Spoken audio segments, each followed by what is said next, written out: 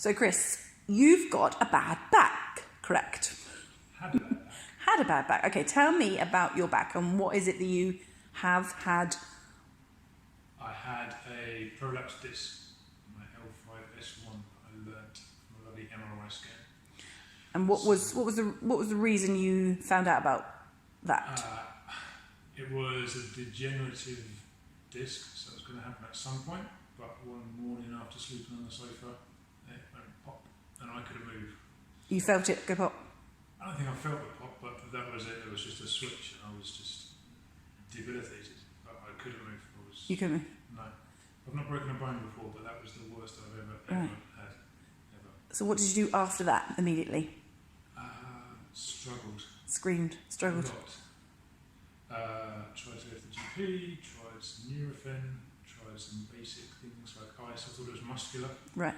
But that was in the morning. By the evening, I couldn't move. I was lying on the floor, prone, and just flinching was excruciating.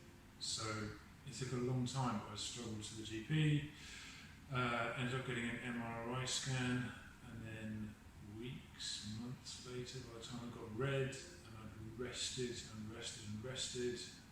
had some serious painkillers and more rest and lots of ice, sleeping with bags of ice. It was horrible. It took about 3 or 4 months before it eased. So at this point, the doctors told you what? It was just to rest, and they just referred me to the specialist. Okay. So I saw a specialist, and he explained that the disc had bulged. I'd had a prolapse in my disc, that probably surgery wouldn't be required, fortunately, but I just needed more and more rest, which was difficult with day-to-day life. And with day-to-day life, your job, are you standing, sitting? What's your sort of most common kind of... I'm seated for 8, 10, 12 hours a day at the desk, plus flying in and out of work, so I'm hunched over and very tight naturally, don't really get up too often, not much movement. So yeah, I'm quite fixed, very sedentary. So your day-to-day movement, if you were upright, if you were standing upright, how was it? How was the ease of movement walking around? Did you find it painful? I wasn't moving. It was debilitating. I was 30 years old and could have been 3 times that age. I was haunched over as if I had an imaginary walking stick. I couldn't straighten my back. I was maybe not as serious as 45 degrees, but I was really kind of haunched over just because that just eased the pain and released the pressure on the bulge at the time. So you had your diagnosis, and then what? After lots of rest and time, eventually, having seen a few signs for this place, I searched around a bit more and found and kind of investigated and had some conceptions of Pilates. And what did you think it was then? Or I thought it'd be more relaxing, much confused maybe with yoga and maybe a little more spiritual, rather than it being a workout and exercise class. And were you worried as a man that you? There was definitely a stigma around it, yeah, a bit of a social expectation maybe. So you thought you were coming to a stretch and relax class that probably had mainly women in? Probably, yeah, to begin with. Okay. And you started with some private sessions with some one-to-ones, didn't you? Yeah, some one-to-ones, 5, 6 one-to-ones to get into it, to get the real detail and learn and understand and see if I enjoyed it, and a good starter package there. And then kind of learned that I liked the reformer to begin with, felt much benefit from that, but kind of grown with all the apparatus, and it took me a long time. I suppose I was working towards getting into mat work, but from the beginning my body wasn't ever going to be there, so it took me a while just to learn some movements with the apparatus, and over time, maybe a year or so. So that was quite interesting. Your body didn't feel good doing mat at that point, I wasn't ready at that point, and I suppose I kind of really, having had that injury, I really retreated into myself. I didn't know where my limits were anymore, having kind of always been sporty and doing exercise of some sort, strength work or triathlon-based things, to then not being able to walk. I kind of been completely grounded back to zero. So I was really conscious of understanding where the limits were, or maybe not even getting that close to the limits to begin with, and then slowly testing where they were to find where I was reset back to. So you found when you were on the reformer, lying down on your back, Yep. taking gravity out of the equation, Yeah. working against springs and resistance, that felt good, felt comfortable, felt more beneficial than... Yeah, the reformer was great. I felt stretched out, I felt decompressed, felt light on my feet afterwards. I still do when I do it. So the idea of using springs, how do you feel using the springs in the apparatus from the tower, the chairs, the reformer, such like? How do you find the springs have helped your back more than just floor-based work like the mat work? I suppose they give that a level of resistance, but they require a level of control, and you can manage between the two. The progression of the exercise. So I've done things with my back on the floor, supported, and now raising up and removing gravity, and continue to test myself with it. So there's a constant progression, a constant challenge with them. They give you the feedback. Yeah, so they give you the support and they give you the feedback that maybe that muscle isn't strong enough and it needs a bit more work, or maybe something is flying around off the floor that needs a bit more stability. Yeah, it's a lot of it's, I think, control for me. I can probably power through some exercises and could probably cheat through them. So it's about understanding the intricacies, and they help give the feedback, and so I can focus on the real detail and So that's the benefit rather than it's superficial. Yeah. So you started with the benefit being on the reformer, and then obviously you know that the studio is all about the different apparatus helping you with the reformer exercises. So then when you took your body into barrels, it didn't like it, did it? You weren't happy on barrels. Not the most comfortable on barrels. I suppose when I remove the springs, then I have less stability, have maybe a bit less confidence in it. I'm still nervous of where my limits are there. And where you bend from. So you found your stability on the reformer, you found the strength using the springs, then we put in a bend, a stretch, and your body went, don't like that one. So then how do you find using like the studio in either private training or in a studio class, the idea being that you don't have to do that, you don't have to do those shapes, you can use the other apparatus that is good for you. I can test myself a little bit on the barrels, but I guess I've been here a little while now, so I know what I like, know what I enjoy. Know what feels good. What I think I feel benefit from. So it's taught you a lot about your own body, isn't it? Of what's right for your body. Yeah, definitely. Yeah, the movements that I do, I can those that I'm still a bit hesitant about. I can test the limits, but I guess in my own. And now that's been, how long have you been in here for? Over 18 months or so. And you do how many sessions a week? 3, 4 maybe. And so you said at the beginning you had a bad back. Yep. You're always going to have a bad back. That is always your thing. Unfortunately, it's never going to be 100%. That's not gonna... You're always going to have that disc issue. But the symptoms you have now, tell me about those.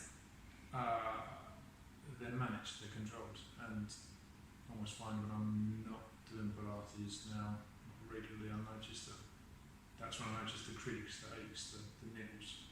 So carrying on and doing homework and practicing the mat work, getting into mat work so that I could do it at home as well to keep it in check on days, weeks that I can't come in, and that's been really important. And you were saying about your posture being quite near hinged forward. How's your standing posture these days? I'm fine now, up and running, cycling, could do some swimming, so I can get back into triathlon and things if I wanted. And you still obviously got your day job, so you're still sitting, still cycling still... Yeah, it's still a battle that I'm still 8, 10, 12 hours at a desk, so I need that release just to keep me in check. So it's part of the lifestyle, isn't it? So for you, if you were doing once a week, do you think you'd be able to manage your back? Only if I was absolutely regimented with my homework. I'm not in that place. It's a space, a social environment as well. So it's just a regularity of the routine coming in now. So you find that doing it more regularly than one session a week gives you the ability to carry on doing your day job, your sitting, your cycling, your triathletes, your sitting at the desk, driving. You can cope with those demands. Yeah, for me it keeps me in check. So rather than having to quit your job, you can still have your job and manage it. Yeah, or just do it from my bed. Yeah. So on the difference with the last 18 months from, say, where your back was 10 out of 10 in pain, crawling on the floor, that kind of feeling where you were then, where would you say your back is these days? I suppose before would be a 9.5. I imagine something in the world could have been a worse pain, but I don't want to experience it. Yeah. So now, maybe a 2. Still feel a niggle every now and again, and if I have a really long day in the office in the chair, then it starts to creak on me, but I can manage it because I know I can release it, and even just a few exercises or just taking out the magic circle or something just to open up even a little bit. So you're really good because you do have stuff at home, don't you? So what your homework stuff, you've got magic circles, you've got a toe corrector. And so just using even those couple of bits at home with mat work. Yeah, to be honest, I don't use them hugely regularly. I focus on the mat work, but it gives variety, just helping with some stretches and things, the magic circle, but there's plenty there that I can take from here and put into a routine and in the time that I've got available at home. So the last kind of 18 months has been quite transformational for your back, and Pilates has been, would you say, a big part of helping your back feel better? Yeah, massively. And what would you say to somebody who's got a disc issue, particularly a disc issue, not just a niggles and backs and pains, but where, it is a painful disc issue? How do you feel that a regular mat class in a village hall or a gym scenario versus what we do here at the studio, how do you feel, how would you describe it? How do you feel it's different? I don't know how much contact time you get. If you're just crammed in as one of as many as you can fit into a studio in a village hall, rather than actually getting some one-to-one tuitions with the classes here. And whether just once a week is enough. Just doing it on a hard floor and a yoga mat in a village hall. Regularity and the tutors are key to it. It has made a big difference to me. Be careful with what you're doing. It's your health at the end of the day. Yeah. That's one of the biggest things that I've realised, and I wish I'd known before to do something preventative or to just delay the prolapse of the disc. If it was going to come, but if I could have strengthened and been a bit more prepared for it, I might have put it off a bit longer and been in a better place for it. So just wish I'd done it earlier. And you said before that your back made you feel more like you were, how old? 3 times my age. 9-year-old man at 30. Do you feel that's, returned you to your life in that age-wise? Yeah, I'll never get back to 0, but I'm pretty damn close now. You're of your age, yeah. And you've just done a big proportion of the class day. You just did a strong intermediate, quite energetic, flowing mat class. Yeah.